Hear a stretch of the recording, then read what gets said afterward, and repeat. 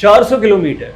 ये वो सटीक ऊंचाई है जहां भारत अपने पहले मानव अंतरिक्ष मिशन गगनयान के जरिए 3 भारतीय जहाजों को भेजने की तैयारी कर रहा है। लेकिन क्या आप जानते हैं कि इन इंसानों के कदम अंतरिक्ष में पड़ने से पहले भारत की एक अनोखी बेटी अकेले सफर पर जाने वाली है। इस अनोखी अंतरिक्ष यात्री का नाम है व्योममित्रा, जो इसरो के द्वारा बनाया गया एक हाफ ह्यूमनॉइड यानी आधे इंसानी रूप वाला रोबो है। हाल ही में इसरो के गलियारों से एक बड़ी और एक्साइटिंग खबर सामने आई है। भारत के सबसे बड़े स्पेस मिशन गगनयान के पहले मानव रहित टेस्ट मिशन, जिसे जीवन मिशन का नाम दिया गया है, उसकी तैयारियां बिल्कुल ही आखिरी स्टेज पर पहुंच चुकी हैं। वैज्ञानिकों ने सभी जरूरी सेफ्टी टेस्ट और टेक्निकल रिव्यूज पूरे कर लिए हैं, जिसके बाद यह माना जा रहा है कि आने वाले महज 3 या 4 महीनों के भीतर ही भारत अंतरिक्ष के इतिहास में एक और स्वर्णिम अध्याय लिखने वाला है।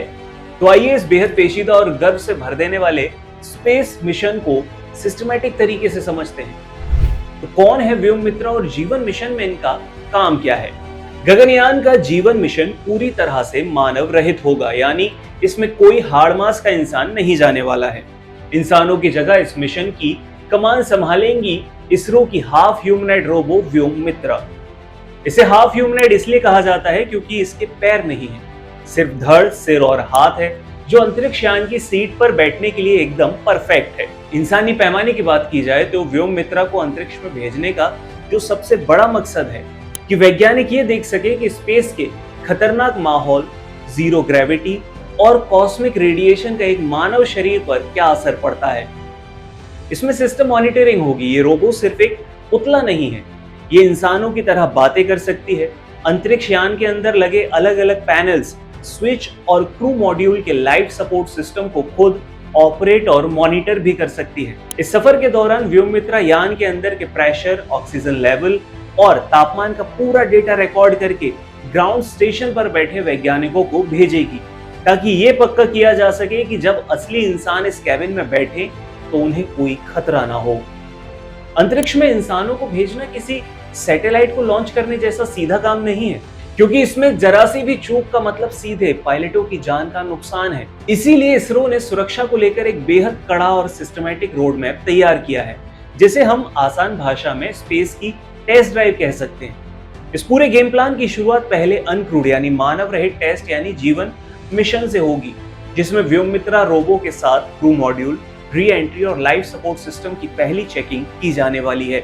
इसके बाद G2 और G3 मिशन के रूप में अगले मानव रहित टेस्ट किए जाएंगे, जिनका असली मकसद पहले टेस्ट से मिले डेटा के आधार पर पूरे सिस्टम को और भी बेहतर और फुल प्रूफ बनाना है। जब ये सभी टेस्ट पूरे हो जाएंगे और पूरी तरह से सफल हो जाएंगे, तब अंतिम चरण में भारत अपना पहला क्रूड यानी मानव सहित H1 मिशन लॉन्च करेगा, जो भारतीय गगन यात्रियों की स्पेस के लिए पहली ऐतिहासिक उड़ान होगा। इसरो का सीधा फंडा है, जब तक ये स्वदेशी तकनीक 100% सुरक्षित और भरोसेमंद साबित नहीं हो जाती, तब तक भारत अपने एस्ट्रोनॉट्स को किसी भी तरह के रिस्क में नहीं डालेगा। सवाल उठता है कि ये गगनयान मिशन बाकी मिशन से ज्यादा जटिल क्यों है? चंद्रयान या आदित्य L1 की शानदार सफलता के बाद गगनयान इसरो के लिए एक अलग लेवल की चुनौती है।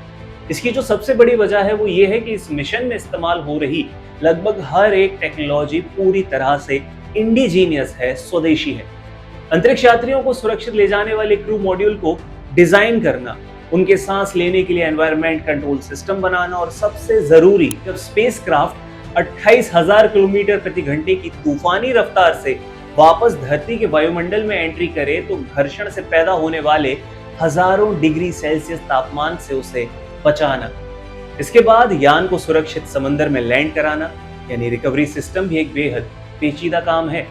इन तकनीकों को खुद भारत में स्क्रैच से डेवलप करने की वजह से ही इस मिशन में थोड़ा ज्यादा वक्त लगा है, लेकिन ये वक्त सुरक्षा के लिहाज से बेहद ही जरूरी है। ये पूरा ही मिशन भारत का एक ऐतिहासिक कदम है जो उसे एलीट स्पेस क्लब में एंट्री दिलाएगा।